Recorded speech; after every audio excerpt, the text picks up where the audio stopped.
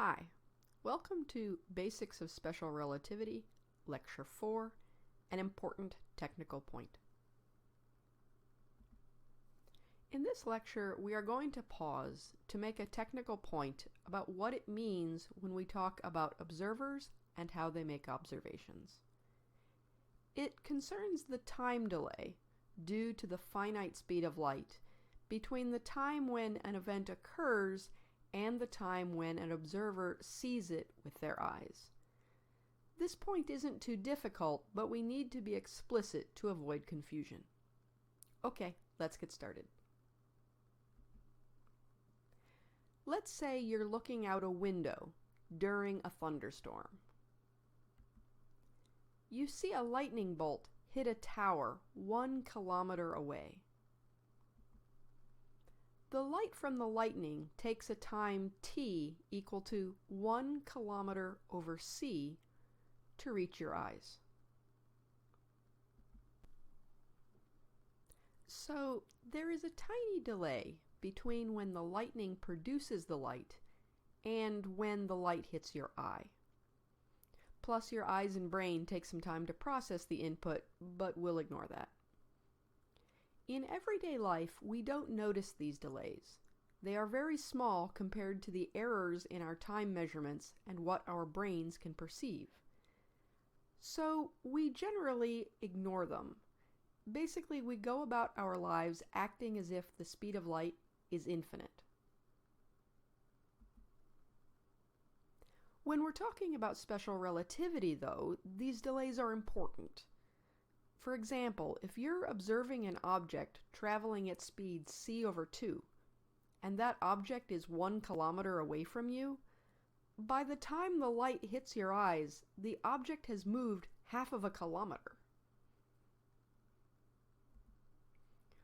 We're interested in effects that occur when objects are traveling at high speeds.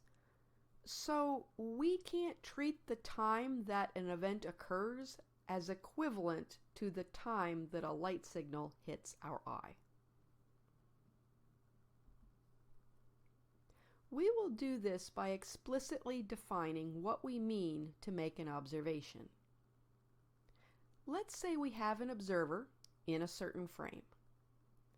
We say the observer observes an event at time t0.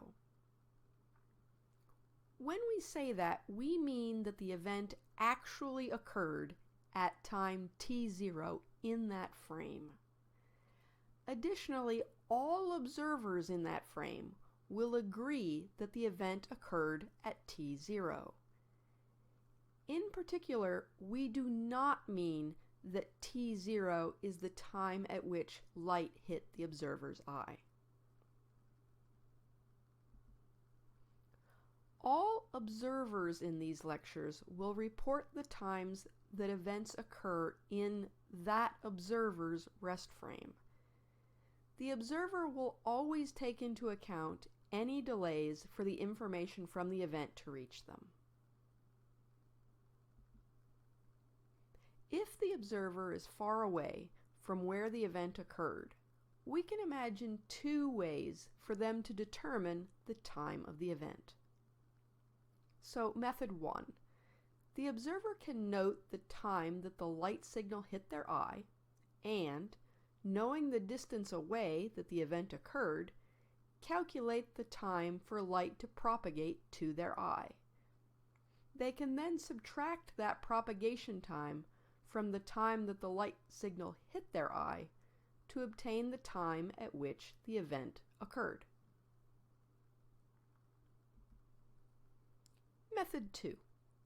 The observer can have a large set of sensors deployed at different locations in space, all at rest in the observer's own rest frame.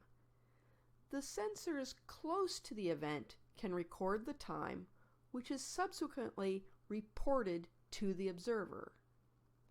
Let's go back to our lightning and tower example to see how each of these methods would work.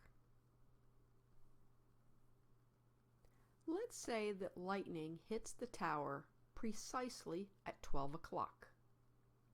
This time we have two observers, One is 1 kilometer from the tower, the other is 0.5 kilometers from the tower. The observers and the tower are all at rest relative to each other. Using method 1, the observers each calculate the time the lightning struck using the time the light reached their eyes and their distance from the tower.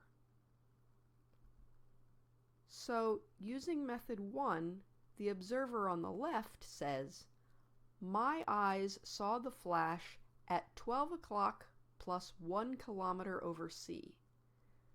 But the tower is 1 kilometer away, so the lightning must have hit at 12 o'clock. Meanwhile, the observer on the right says, "My eyes saw the flash at 12 o'clock plus 0.5 kilometers over c." But the tower is 0.5 kilometers away, so the lightning must have hit at 12 o'clock.